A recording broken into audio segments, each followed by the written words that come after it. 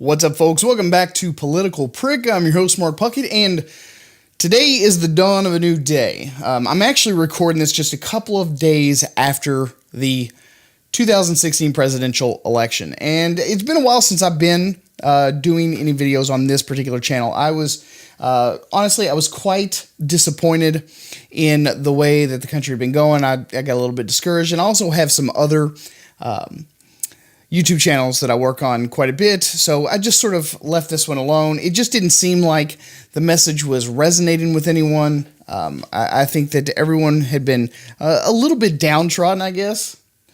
But I got to be honest, being a politico myself, like I absolutely ingest politics on a constant basis.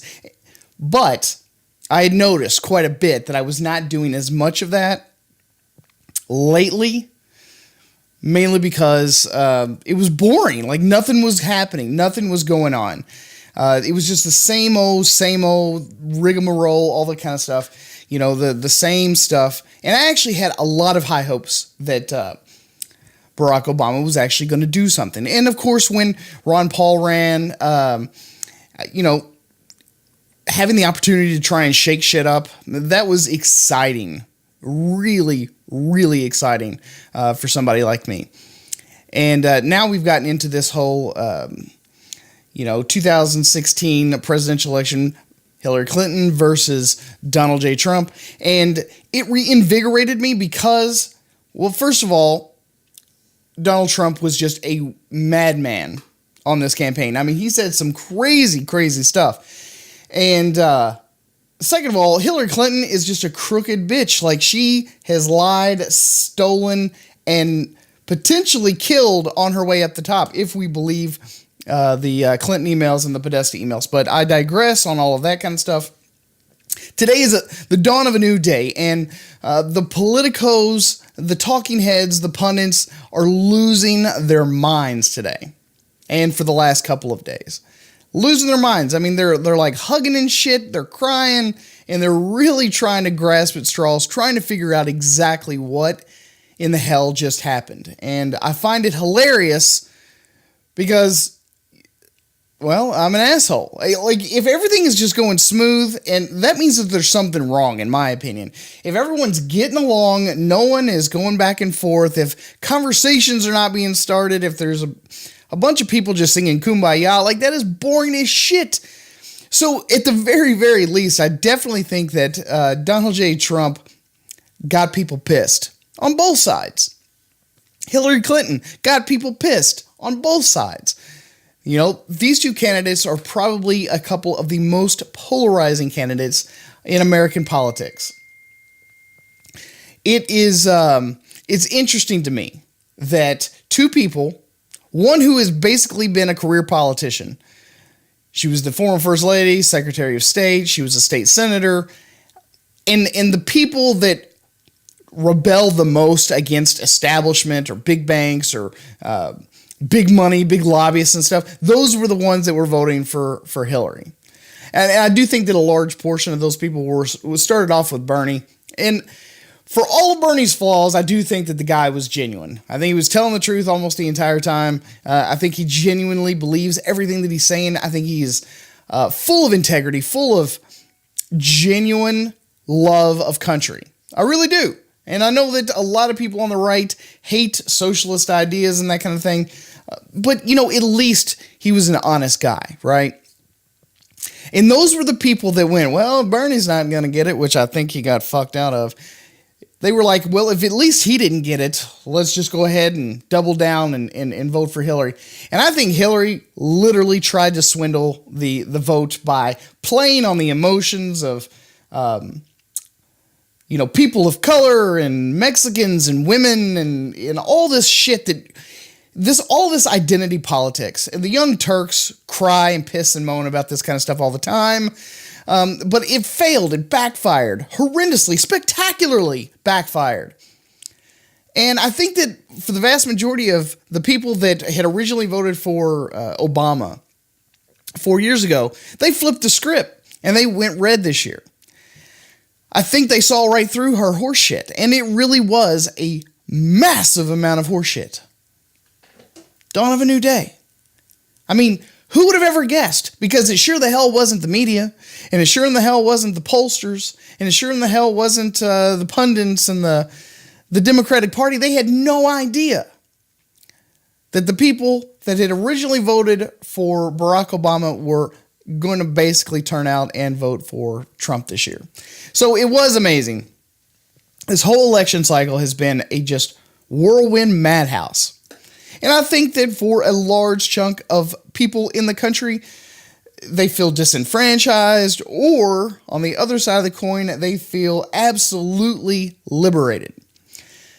And I can sympathize with both sides. I really can. And I try to keep myself as unbiased as possible because really, I didn't have a dog in this fight. In the beginning, I absolutely hated both. Just, one less than the other a bit. But as I began to dig deeper and go deeper into this election cycle, I started to see things more and more and more.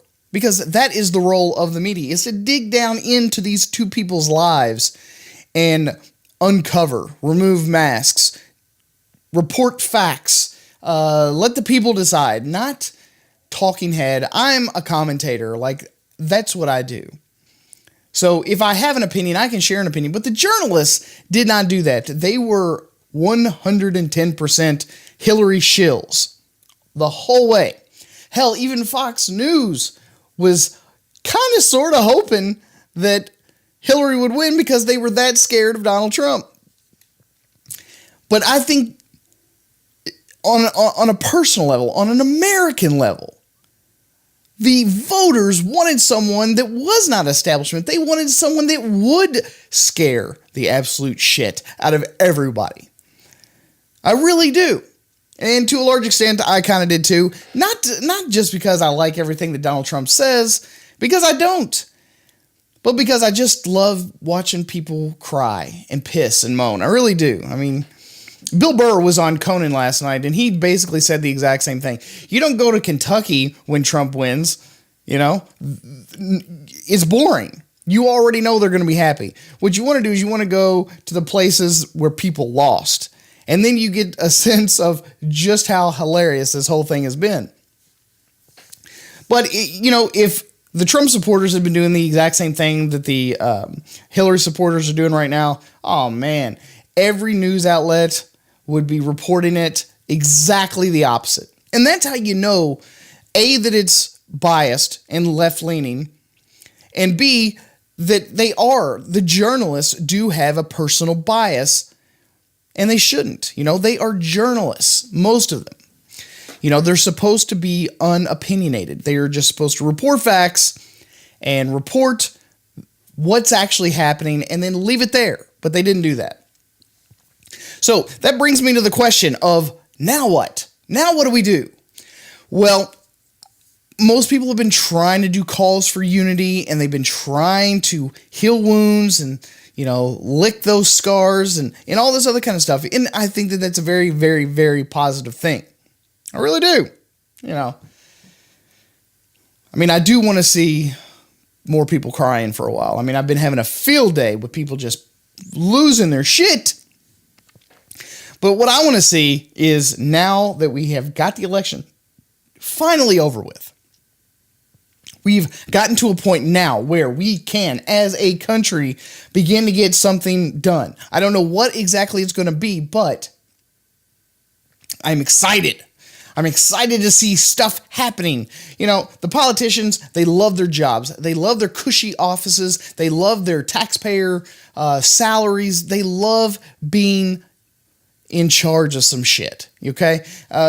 I love seeing them upset. I love seeing them worried. I love seeing them, not know what to do next. I love seeing them like that. It keeps them on their toes. And too many people have been in Washington for far too long, and they just get comfortable.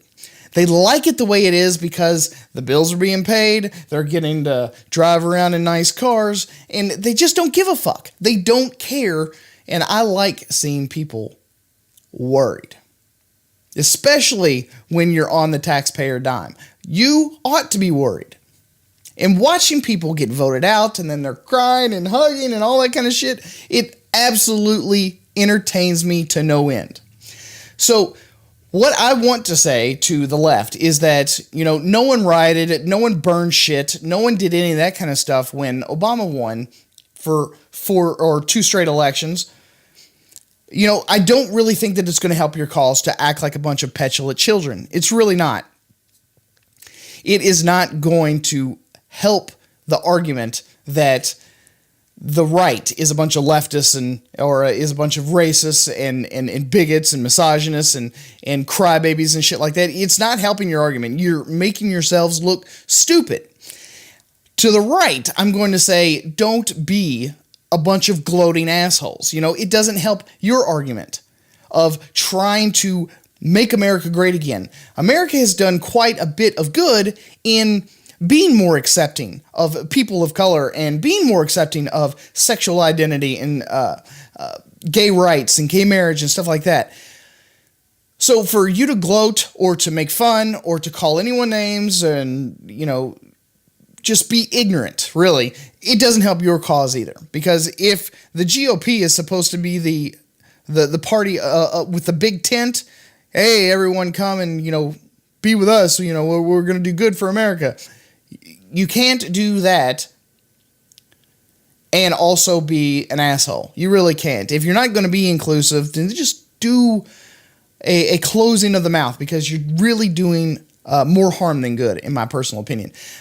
So a lot of people are upset. A lot of people are super duper happy, and I get all of that. But you've got to realize that no amount of pissing and moaning on either side is going to change the election results. I mean, the people have spoken. The system that we have is, in fact, an electoral college, so that those bigger populations can overrule all the other smaller populations.